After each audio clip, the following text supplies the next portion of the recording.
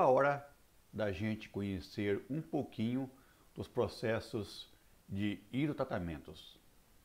Em relação à gasolina, por exemplo, até 2009 era permitido 500 mg por quilo, passando a 200 em 2013 e a partir de 2014, 50 mg, tanto para a gasolina comum e a grid. Já a gasolina Podium possui menos teor de enxofre, 30 mg por quilo. No passado, o teor de enxofre no diesel era bem mais elevado. Hoje temos o diesel S500 e o S10. O S significa enxofre e esse número indica o teor de enxofre no diesel, ou seja, S500, 500 ppm e o S10, 10 ppm. Para motores construídos até 2013, podemos utilizar tanto o diesel S500 quanto o S10. Já a partir daí, somente o S10. O S500 só em caso de emergência. Os processos de hidrotratamento permitem operar com diversos produtos. Basicamente, utilizamos o tratamento de diesel e nafta, que posteriormente é incorporado à gasolina. Outra grande vantagem dos HDTs é a possibilidade de hidrotratar produtos instáveis, maximizando assim a produção de produtos de maior demanda no mercado, como a gasolina e o diesel. Nos processos de HDTs, requer uma grande quantidade de hidrogênio. Dessa forma, paralelamente a uma unidade de HDT, temos uma outra unidade para a geração desse hidrogênio. Para facilitar o entendimento ou compreensão de uma unidade geradora de hidrogênio, fiz aqui uma breve descrição do processo.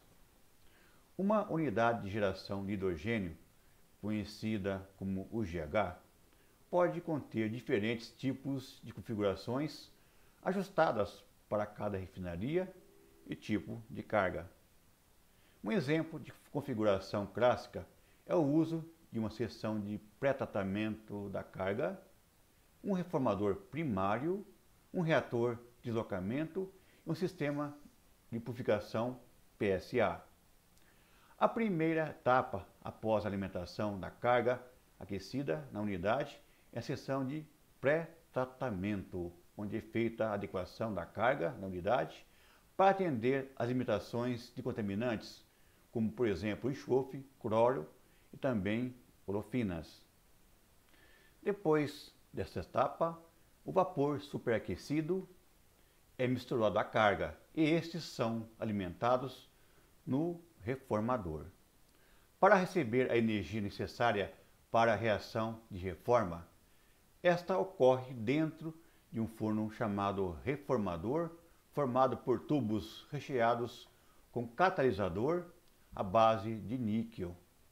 As temperaturas típicas de entrada dos gases são na ordem de 450 a 600 graus e a temperatura de produto que deixa o reformador está na faixa dos 700 a 950 graus, dependendo da aplicação ou tipo de produto a ser tratado.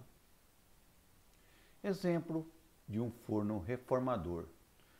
Há também outras configurações. O produto gerado no forno reformador é então resfriado e conduzido para outro reator, onde ocorre a reação de deslocamento, que é exotérmica, ou seja, libera calor.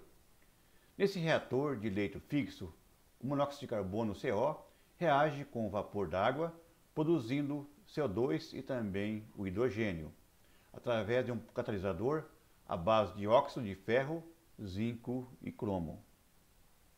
Dependendo da carga e do projeto da unidade, pode haver somente um reator de deslocamento ou ainda uma combinação em série de dois, os chamados reatores de alta e baixa temperatura.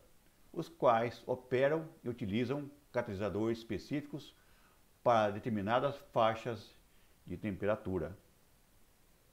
Nessa imagem temos o forno reformador e aqui um conjunto de vasos que fazem parte do processo conhecido como PSA, cuja função é remover o monóxido de carbono, CO, CO2, dióxido de carbono, e o metano, CH4, do hidrogênio.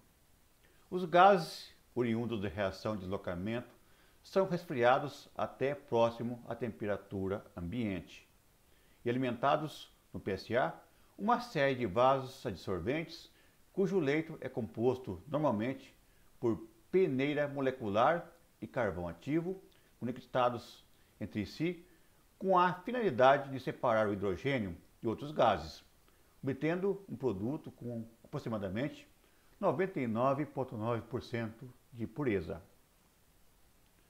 Processo bem simplificado de uma pequena unidade de geração de hidrogênio. Podemos utilizar como carga ou matéria-prima a nafta petroquímica, mais comum o gás natural. Processo de aquecimento e purificação em reatores até chegar ao forno reformador.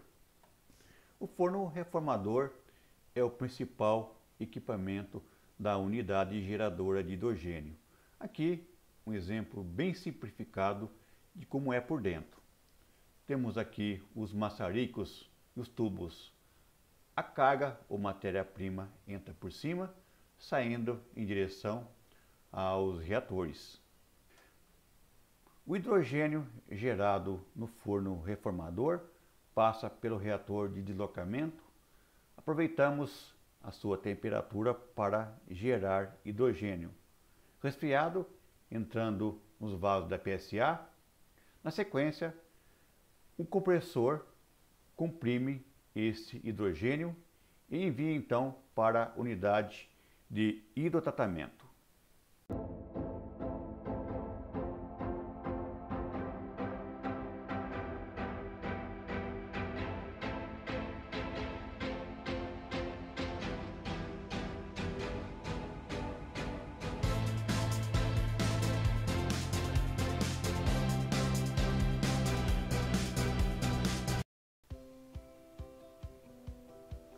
Número 1, gás natural, é usado como matéria-prima para a geração de hidrogênio e como combustível para os queimadores do forno do reformador. Número 2, vapor, é gerado na unidade de recuperação de calor residual, resfriando os gases de combustão quentes e o gás do processo. Número 3, a reação, requer calor que é gerado pela combustão de gás residual e também o gás natural. O gás natural e vapor reage principalmente ao hidrogênio e ao dióxido de carbono. A reação. Chegou a hora da gente conhecer um pouquinho dos processos de hidrotratamentos. Os produtos a serem hidrotratados, diesel, naftas, outros derivados estáveis, primeiramente são pressurizados e misturados com os fluxos de hidrogênio vindo da unidade geradora de hidrogênio. A mistura é aquecida a cerca de 290 a 430 graus, antes de entrar no reator de leito fixo, que opera a cerca de 7 a 180 bar, um pouquinho mais de 180 kg. Temperaturas e pressões mais altas são usadas para processar matérias-primas mais pesadas. Dentro de reator de leito fixo, ocorrem reações para converter enxofre, nitrogênio, oxigênio e outros contaminantes em sulfeto de hidrogênio, amônia, vapor d'água e outros subprodutos estabilizados. Normalmente, para a remoção de enxofre, são utilizados catalisadores de cobalto molibdênio. O gás ácido é comumente enviado para a unidade de tratamento de gás de amina, que separa os gases de hidrocarbonetos de sulfeto de hidrogênio e também o dióxido de carbono. Exemplo de um sistema bem simplificado de uma HDT de nafta. Matéria-prima, bomba de carga, compressor de hidrogênio. Essa mistura é aquecida no forno, passando por reator, trocando o calor com a carga que está entrando. Na sequência, é resfriado por trocador de calor, passando por vaso separador de alta pressão. O fundo entra no topo de uma torre separadora. O fundo, então, dessa torre sai a nafta, que após passar por resfriamento, enviada para o tanque. E aqui nós temos um sistema de tratamento dos gases gerados nesse processo. HDT de diesel. Eu vou seguir aqui o fluxo normal da matéria-prima. Bomba, trocador de calor para aquecimento. Entrada na parte superior do reator. Após a reação, sofre aquecimento, aproveitando esse calor que aquece a carga que está entrando. Na sequência, tem que ser resfriado por trocador de calor até entrar no vaso separador de alta pressão. No fundo, a carga passa por um vaso separador, novamente passando por trocador de calor. Na sequência, indo em direção ao sistema de separação da fase vapor e da fase líquida. Aqui na parte do fundo nós temos então o diesel hidrotratado. Entrada do hidrogênio, que se junta uma outra corrente de hidrogênio do próprio processo, passando pelo compressor de reciclo. Essa corrente pode passar ou não por esse forno aquecedor, sendo então injetado na parte superior do reator, onde vai promover a reação junto com a carga que está entrando nesse reator. Uma vista bem mais simplificada do processo. A carga pode ser o diesel, óleo leve de reciclo ou gasóleo de coque, ou ainda outros produtos que precisam ser hidrotratados. Bomba de carga, filtro, vaso de carga para acumular o produto, bomba de recalque. A carga passa por um pré-aquecimento, trocando o calor com a carga que está saindo. Nesse ponto nós temos a injeção do hidrogênio da unidade geradora de hidrogênio. Forno de aquecimento, reatores. Novamente essa carga troca calor com a carga que está entrando. Na sequência ela é resfriada por trocador de calor com água de resfriamento, chegando até o vaso de interestágio. A partir do vaso 2, uma bomba faz a sucção, passando pelo vaso separador de baixa pressão.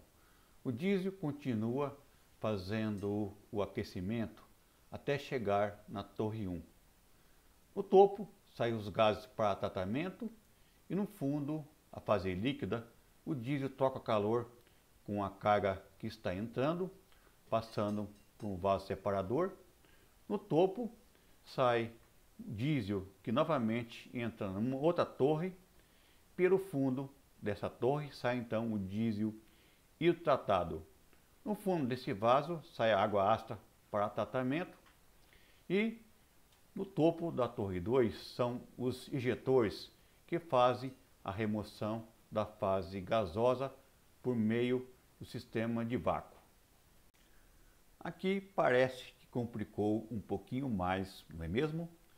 Olhe que é um sistema bem simplificado, básico, com uma petadinha do que é o real no campo. Temos outras unidades bem maiores e bem mais complexas. Desenho realizado manualmente através de informações de campo. Para facilitar o entendimento, em azul eu coloquei o caminho da unidade geradora de hidrogênio e em verde o caminho da unidade de HDT de diesel nesse exemplo. Entrada do gás natural, carga para a unidade geradora de hidrogênio. passa por um forno aquecedor, reatores, forno reformador, conforme a gente já viu, fazendo o aquecimento, gerando vapor, passando novamente por reator, na sequência por vasos da PSA, conforme a gente já viu também. Esse ponto ele é comprimido, injetando na carga de diesel nesse ponto.